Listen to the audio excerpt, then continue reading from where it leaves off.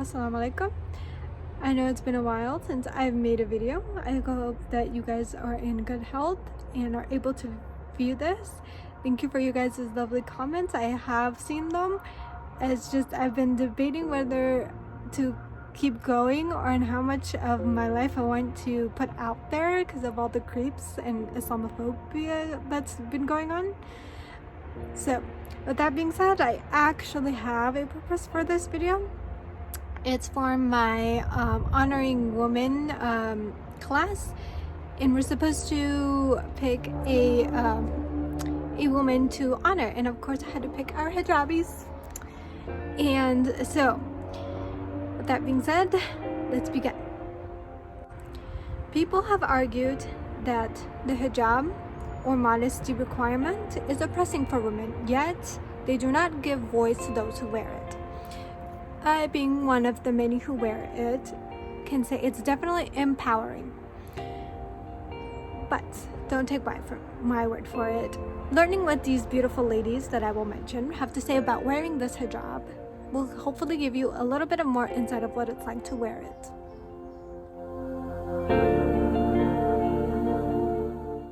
In the article, Meaning of Modesty and the Hijab amongst Muslim Women in Glasgow, Scotland, los significados de los modestia y el hijab las mujeres musulmanas el Glasgow Escocia.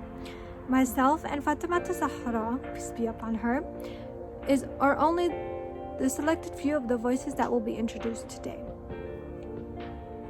One reason why we should give voice to those who wear the hijab is to be able to hear the voices like Ardina, who is mentioned in the scholarly article, The Meaning of Modesty of Hijab Amongst Muslim Women in Glasgow, Scotland, Los Significados de los Modestia el Hijab entre los Mujeres Musulmanas de Glasgow, Escocia.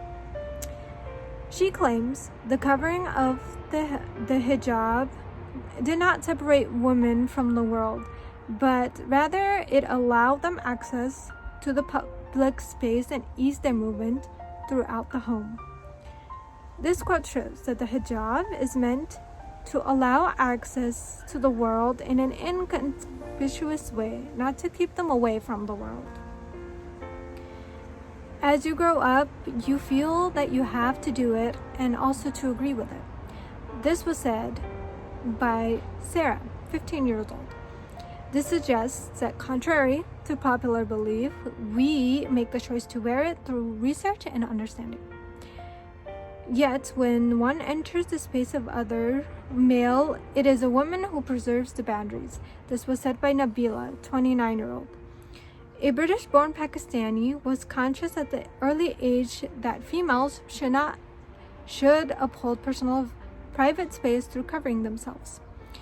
This introduces the idea that women usually make the first step in asking for their space and boundaries. When wearing the hijab, it does this non-verbally. This also defies self-objectification that is shown throughout magazines, peers, and media. The book Psychology for Women does a better job in showing how this works by analyzing the effects of clothes worn by women and men in page 275.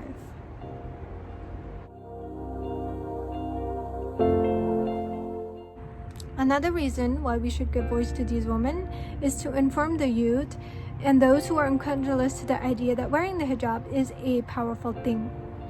When I was younger, I was never taught to wear the hijab or that there was other forms of it. In fact, I was the one who was asking, but my parents never taught it to me really well. So I decided to do a little bit of research, but the idea never seemed flamboyant to me. However, I still decided to try and wear it, but it just made me feel fat or my face because it always does this thing where it like pokes you and stuff, and I never liked it. But then I realized, and it also made my self-esteem go down. I'd always have to worry about, oh, how does it look? Or is my hair showing? See, like, oh my gosh, put it away. There are all the judgments that would come with it.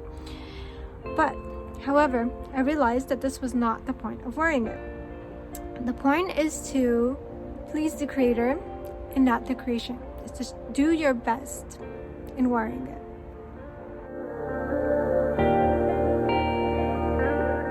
So when reading the book Psychology for Women and coming to the part about body esteem on page 247 and how people still feel this way despite not even wearing the hijab, like they need to feel like they need to perfect themselves, they need to fix themselves, they need to put all these stuff on them just to make them be clear and pretty.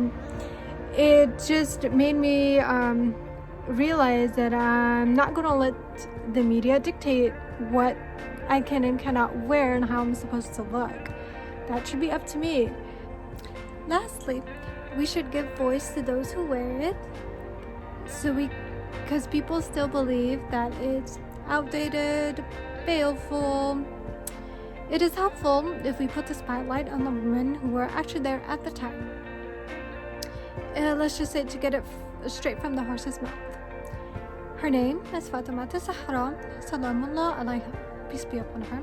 She is the daughter of the Prophet Muhammad, peace be upon him, who has a very high and respected place in Islam. O Prophet, say to your wives and your daughters and the women of the believers that they let down upon them their overgarments, that they may be known, and there will not be given any trouble. The Noble Quran, and Allah is forgiving, merciful. The Noble Quran, chapter 33, verse number 59. The verse above discussed the philosophy of hijab, Islamic dress code for women, and as a kind of protection from being followed, teased, and disrespected from evil and lustful eyes. Psychology for Women states how the male gaze is central to the understanding of objectification, page 235. But yet this has been taught and shown by Fatima Zahra, peace be upon her, many years ago. We forget the face, but we wear the silver hand. We forget the look of a lighthouse, but recall the beam, witnesses being lifted on clear digits of lights. We concede her rescuing face, like her father's, we say, but we cannot see either one. Ya Falak, we swim as stars in orbit around his daughter, a lamp of whispered mercy. When we extend her hand, we are met an unforgettable touch. This is a poem, it's called Fatima's Touch, page 28. This lovely poem describes how we wear the symbol of her hand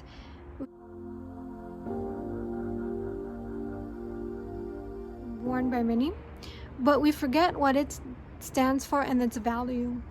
In conclusion, we should give voices to the women wearing the hijab so that they may give insight to those who do not wear it. Meaning of modesty and the hijab amongst Muslim women in Glasgow, Scotland. Los significados de los modestia el hijab entre los mujeres musulmanas de Glasgow, Escocia. Myself and Fatima Zahra, peace be upon her, were the only selected few voices that you heard today. I hope that you learned something from them and they gave you a little bit of insight. If not, I would love to see some of your comments so that I may explain it a bit better for you. It may be a little less formal.